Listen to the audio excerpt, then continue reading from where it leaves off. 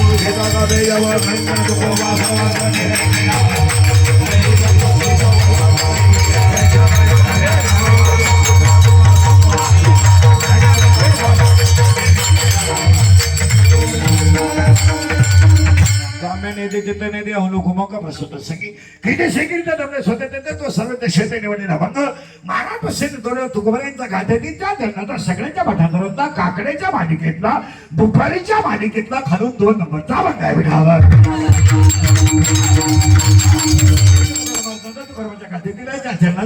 सुरुवात कॅटेगरी 2-3 होत्या पहिला मुद्दा घेतलेला अभंग तुकोबरायांच्या गाथ्यातील कणवी 4 आहे तुकोबरायांच्या गाथ्यात एकूण अभंग 4092 आहेत 4092 भागामध्ये पहिला अभंग आहे समाचारानं दृष्टी विद्येवरी साजरी शेवटचा अभंग आहे मागणे ते एक तुझं प्रती आहे देशील तरी पाय पांढरा गाथ्यामध्ये ते 4092 अभंग आहे काही अभंग नामफार आहे संतफार आहे विनंती पर आहे एक वाक्यात तुकोबरायांचा गाथा हा 5वा वेद आहे पण तुम्ही आधी मी असं म्हणू तुकोबरायांचा गाथा हा तुकोबराच्या मुखातून बाहेर पडलेला पांडुरंग प्रसाद आहे साक्षात पांडुरंगाचा प्रसाद म्हणजे तुकोबरायांचा गाथा आणि निवृत्तीनाथाचा प्रसाद म्हणजे ज्ञानेश्वरी.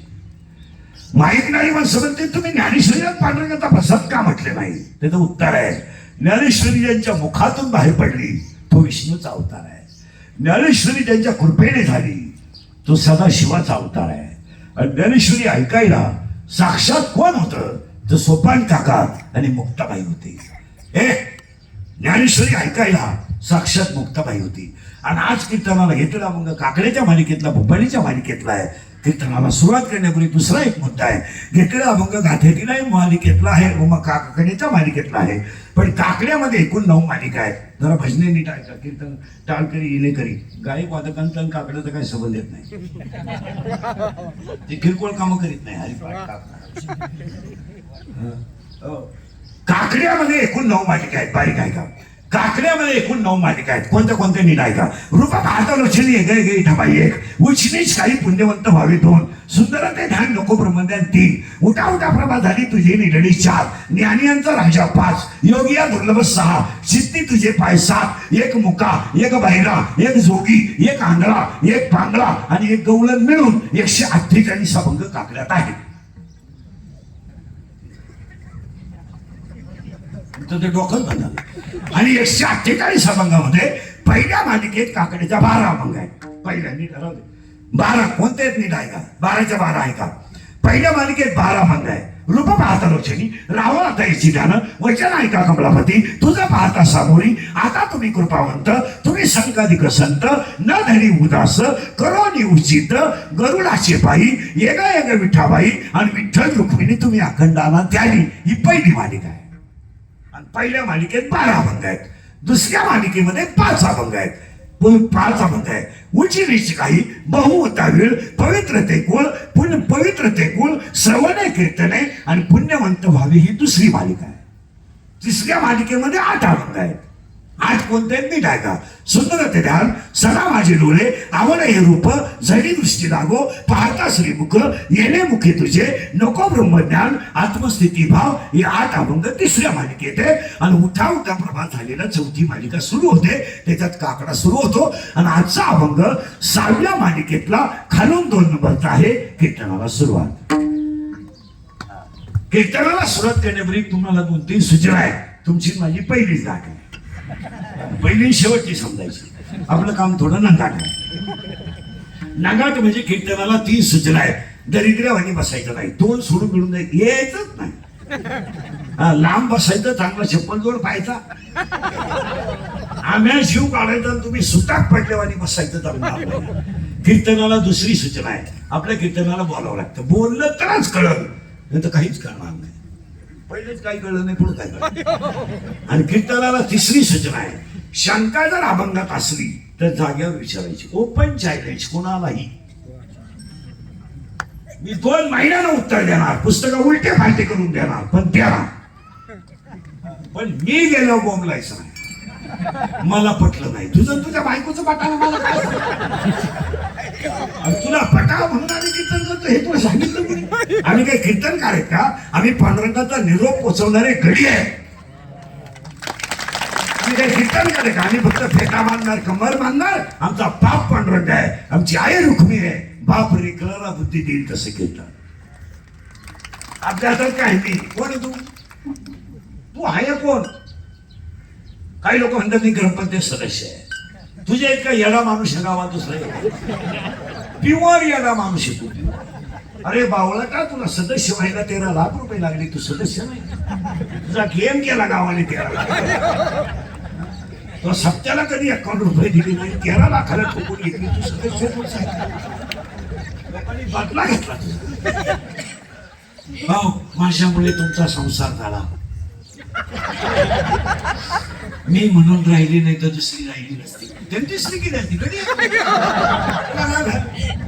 माझा पाय लागला. तुझा पायच तसा आहे. तुझा पाय तिकडून इकडे येताना त्या बापाला भिकारी करून राहिला. इकडे का प्रगती करा.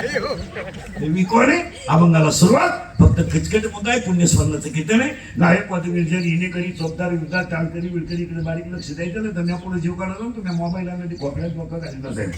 कीर्तनाला सुरुवात. पहिला प्रश्न असा आहे. आता कीर्तनाला क्वेश्चन अँड आन्सर आहे. फक्त बोलावं लागेल, पटापटा बोलावं लागेल. मरणं चांगलं का वाईट? ए बरे सांग बा. पहिला प्रश्न माझा आहे, मरणं चांगलं का वाईट? याला दोन पर्याय आहेत. एक वर्गाचं म्हणणं चांगलं आहे आणि एक वर्गाचं म्हणणं वाईट आहे. उत्तर आहे का? ज्ञानी माणसाला मरण चांगलं आहे आणि अज्ञानी माणसाला मरण वाईट आहे.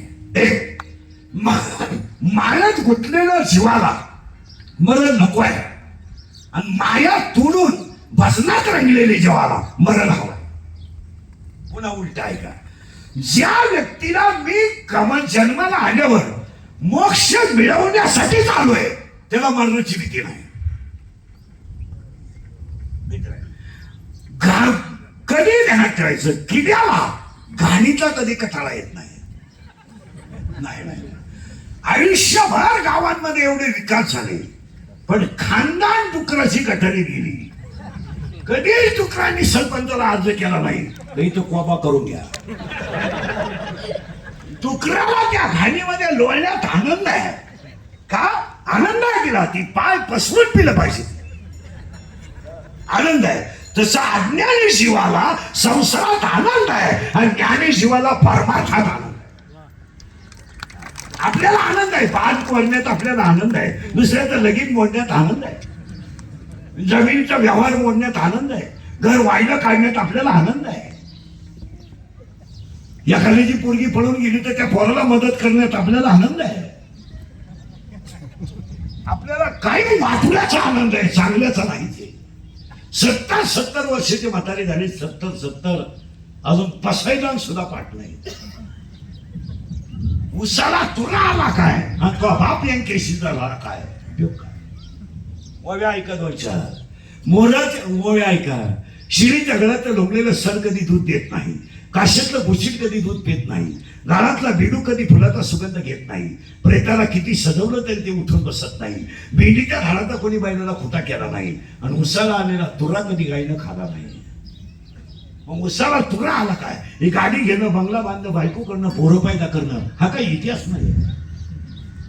काय याच्यात काय क्रांती आहे का? हे नो मला मुलगा झाला काही मिरवणूक काढायची का? अजून कोणालाच जमलो नव्हतं, तुला एकट्याला. अरे पागला, तुला एकच झाला एका वेळेस. तू बाकी प्राण्यांचा अभ्यास कर. 12 होतात रंग बदलून. ही गाडी घेणं बघ, हे वाक्य नाही का? नर शरीर मिळतच नाही, मिळालंय त्याचा वापर चांगला करणं हा मोक्ष आहे. पुढचं वाक्य आहे का? संसार हे प्रारब्ध आहे, परमार्थ हा प्रयत्न आहे. शब्द नीट आहे का? संसार हे प्रारब्ध आहे, प्रारब्ध आहे. कुणाचा कसा असेल त्याला 3 टप्पे सांगतो. 18व्या अध्यायामध्ये असा शब्द आहे, इष्ट अनिष्ट इष्ट इष्ट. काहींचं प्रारब्ध उत्तम आहे, काहींचं प्रारब्ध मध्यम आहे, काहींचं प्रारब्ध कनिष्ठ आहे. नीट आहे का? एका विहिरीचं पाणी एका धानाने 3 वाट्यात गेलंय. पाणी मिरचीला गेलंय तिखट झालंय, कारल्याला गेलंय कडू झालंय, उसाला गेलंय गोड झालंय. पाण्याचा दोष नाही आहे. कुंभारानं 3 मडके घडवले, एक दहीहंडीला गेलं, एक डाव्याला गेलं, एक म्हाताऱ्याला लघवीला गेलं. कुंभाराचा दोष नाही. ऐसे भिन्न भिन्न प्रारब्धाने केले वाटे. एका बापानं 3 मुलांना जन्म दिला, एकाने लंका गमावली, एकाने लंका कमावली आणि एकाला माहीतच नाही झालं वाटण्या का झालं.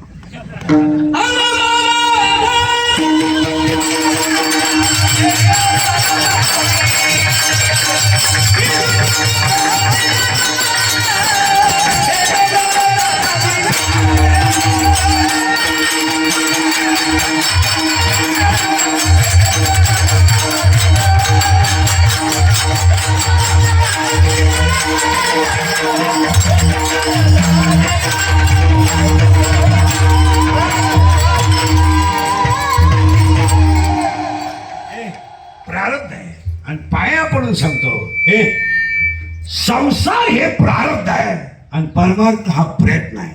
हा मुलगा वाजवतोय, याला 4 कारण आहेत. हा फुकट वाजवत नाही, याला 4 कारण आहे. याचं प्रारब्ध उत्तम आहे, याचा प्रयत्न चांगला आहे, याच्या आईवडिलांचे आशीर्वाद आहे आणि संतांची कृपा आहे. बापाची पेन नाही, कोणी उठायचं पखत वाजवायचं, कोणी उठायचं कीर्तन करायचं. एकतर याचा आजा तरी वारकरी असला पाहिजे, याची आई तरी वारकरी असली पाहिजे, याचे वडील तरी वारकरी असले पाहिजे, नाही काय तर प्रियशिका होईना पण वारकरी असली पाहिजे.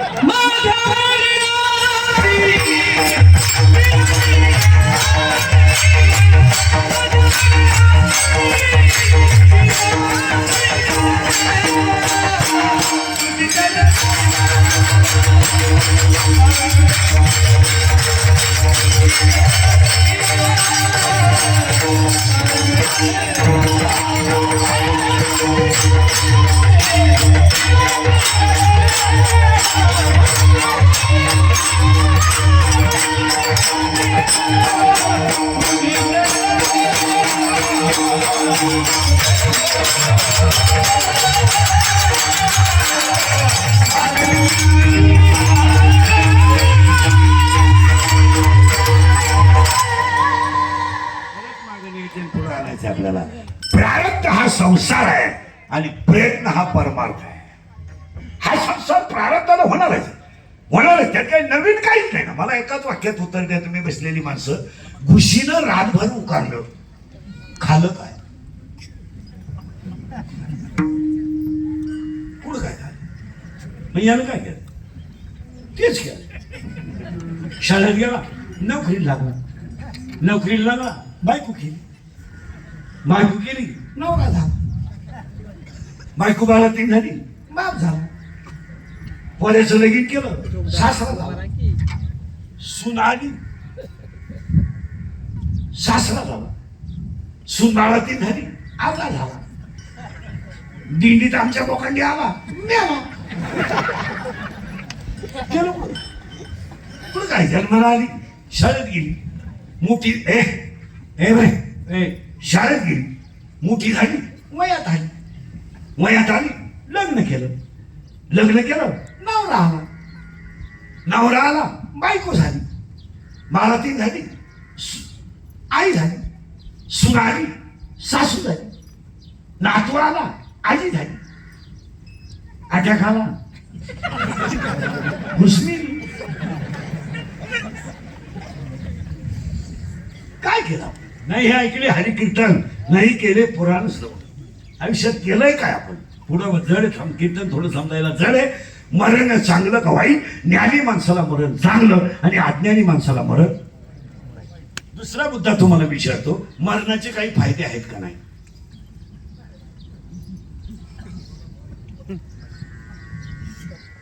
तुम्ही आजारी आहे का? मरण्याचे फायदे आहेत का नाही? काय? मृत्यू रहस्य नावाचा एक ग्रंथ आहे, मृत्यू रहस्य. आणि मृत्यू रहस्य नावाच्या ग्रंथामध्ये मरण्याचा पहिला फायदा आहे. पहिला, जर पहिले माणसं मेलेत नसते तर दुसऱ्याला जागा झाली नसते. मरण्याचा दुसरा फायदा आहे, पापी माणसांना फक्त मरणच मागू शकतं. आणि मरण्याचा तिसरा फायदा आहे, अहंकार नावाची इमारत दुसरा कोणी पाडू शकत नाही. या पोऱ्याला जर वाजवण्याचा अहंकार झाला, त्याला मी सांगू नाही तर माझा बाप सांगू, तो कोणतं जायचं नाही. दरवर्षी नव्या दिंडी जाई पण ऐकायचं. जेव्हा त्याच्या बोकांडी यम बसल तेव्हाच हो. आणि मरण्याचा चौथा फायदा आहे, तुमचे ह्या जन्मातले काही कर्मदोष शिल्लक राहिले तर ते पुढच्या जन्मामध्ये पूर्ण करता येतात.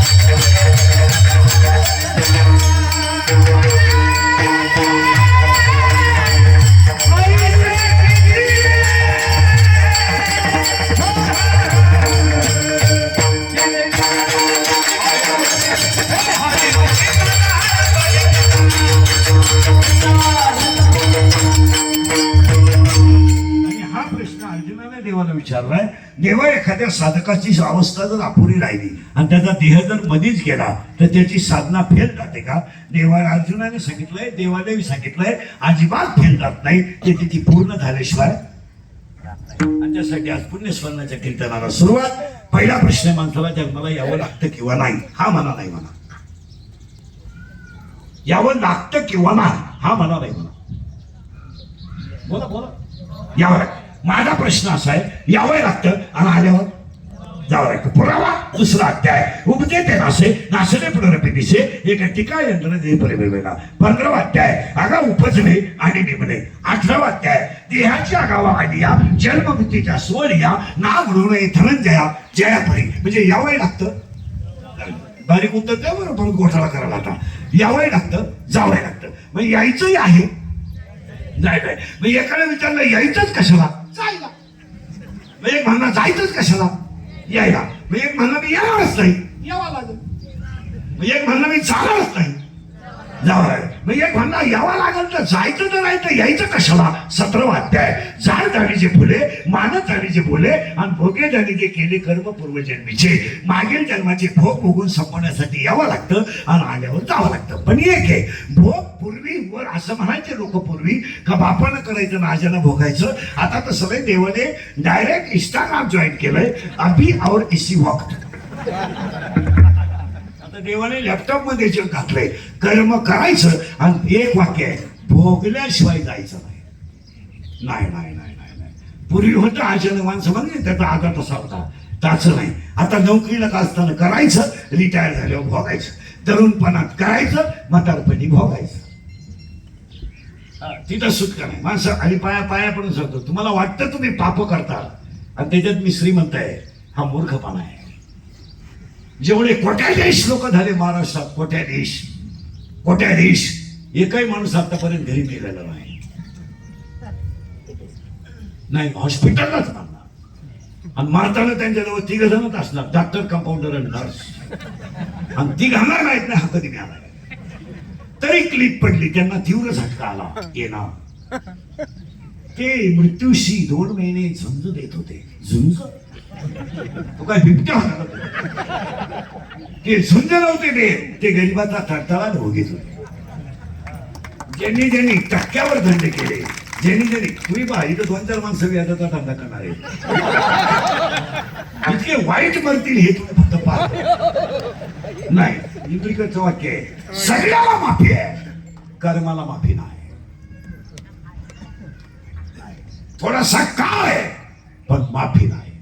नाही नाही, कर्माला माफी नाही, कर्माला माफी नाही. जगाच्या बापाची आई जेलमध्ये बालंत झाली, कर्माला माफी नाही. आणि जगाचा बाप जेलमध्ये जन्माला आलाय आणि जन्माला आलेलं बाळ आईच्या स्तनातलं दूध पिऊ शकलं नाही. तेच बाळ टोपलीत बसलं, नदीतून पलीकडे गेलं, दुसऱ्या आईचं दूध प्यालंय. जनात ठेवा, तू तर बंद पडेल डेअरीचा चेअरमन, तरी तू एकादशीला अंडे खातो, म्हणजे किती नाव आहे. उद्या राज्यावर बसायचंय. ज्या डोक्यावर उद्या मुकुट येणार होता, त्या डोक्याला वडाचा चीक सोडावा.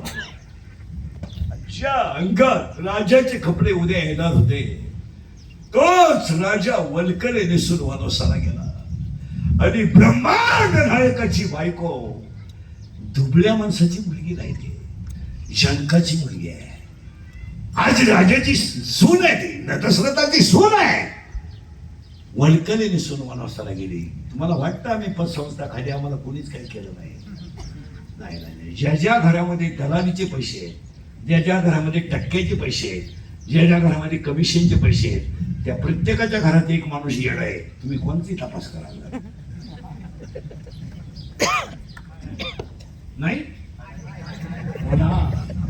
असं चालत नाही. असं फक्त काय होतंय, इंद्रिकचं वाक्य आहे, खिशातल्या पैशाची घमेंड, अंगातल्या ताकदीची घमेंड आणि सत्तेची घमेंड लय दिवस चालत नाही. सगळ्या श्रीमंत रावण आहे. नियम जर पाहिलं तर रावणानं रामाला मारायला पाहिजे. रामानं रावणाला मारायला नाही पाहिजे, रावणानं रामाला मारायला. सगळ्यात जास्त सैन्य रावणाकडे आहे, सगळ्यात जास्त संपत्ती रावणाकडे आहे आणि रामाकडे काहीच नाही. मग रामाने रावण का मारला? त्याचं उत्तर आहे, रामाची संपत्ती दैवी आहे आणि रावणाची संपत्ती आसुरी आहे. 16व्या अध्यायामध्ये 2 प्रकारच्या संपत्त्या सांगितल्या. कधी वाचा, एक दैवी संपत्ती आणि एक आसुरी संपत्ती. टक्का घेणं, दलाली घेणं, कमिशन घेणं. आणि आज जगातला एकही व्यवहार बिगर कमिशनचा नाही. लग्न जमवायला कमिशन आहे, लग्न जमवायला. लग्न मोडायला कमिशन आहे. तिघांचा धंदा आहे लग्न जमवायचा, कमिशन. आणि परत